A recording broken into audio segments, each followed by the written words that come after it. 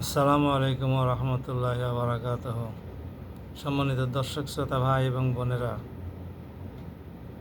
আপনারা সবাই সহি সালামতে আছেন আশা করি।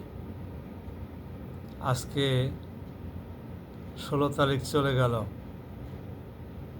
আগামী 8-10 দিনের মধ্যে ঈদুল আজহা উদযাপিত হবে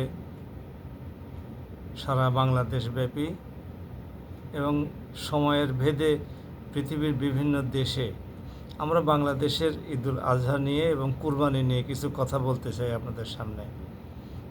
অতীতে আমরা দেখেছি কুরবানির পরে চামড়া নিয়ে কি কারসাজিটা হয়েছে। একটা গরুর চামড়া 300-400 টাকা দরে কেনা হয়েছে, খাসির চামড়া 100-200 টাকা দরে কেনা হয়েছে। যে সমস্ত এলাকায় বা মহল্লায় বা আবাসিক এলাকায় এ সমস্তগুলো জবাই হয়েছে, গ্রামে গঞ্জে এগুলো জবাই হয়েছে, সেখানে সিন্ডিকেট গড়ে উঠেছিল। মানে এক এক এলাকায় এক একজন চামড়া কিনতে পারত, অন্যরা কেউ চামড়া কিনতে পারত না। ওই এলাকায় তারা সমস্ত এলাকাগুলো ভাগ করে নেওয়ার পরে যে এলাকাগুলো খুব আনইম্পর্ট্যান্ট, গরুর সংখ্যা কম, সেই সমস্ত এলাকায় তাদের সহযোগী সংগঠন যেগুলো ছিল, ক্রেতা যারা ছিল তাদেরকে প্রবেশ করতে দিত। কিন্তু ইম্পর্ট্যান্ট এবং অধিক পরিমাণে গরু বা পশু যে সমস্ত এলাকায় জবাই হতো সেই সমস্ত এলাকাগুলো তারা ভাগ বাঁটারা করে নিত এবং নিজেরা যে দামে কিনত সেই দামেই কুরবানি দাতাদের গরু বা পশু বা অন্যান্য পশুর চামড়া বিক্রি করতে হতো। এটাকে আমি বহুদিন যাবৎ চামড়াবাজি নামে উল্লেখ করে আসছিলাম। গত সরকারের প্রায় 1.5 যুগ যাবৎ এই চামড়াবাজি আমরা দেখেছি। পৃথিবীতে সব জিনিসের দাম বেড়েছে, চামড়ার দাম কমেছে? তা কি হয়? কি কারণে হবে? সমস্ত জিনিসের দাম বেড়েছে। কোন জিনিসটার দাম কমেছে বলেন আপনি গত 1.5 যুগে?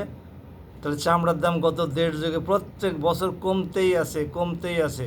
আচ্ছা, বাজারে চামড়ার কোনো জিনিসের দাম কি কমেছে আপনারা দেখেছেন?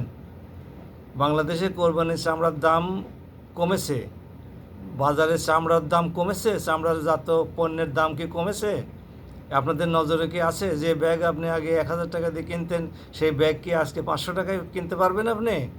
তাহলে যে গরুর চামড়া আগে 1000 টাকা 1500 টাকা বিক্রি হতো, সেই গরুর চামড়া আজকে 400-500 টাকায় বিক্রি হচ্ছে। তাহলে চামড়াজাত পণ্যের দামও তো এভাবে 50% কমে যাওয়ার কথা। তা কি হয়েছে? তা তো হয় নাই। তাহলে আসল কারণটা কি?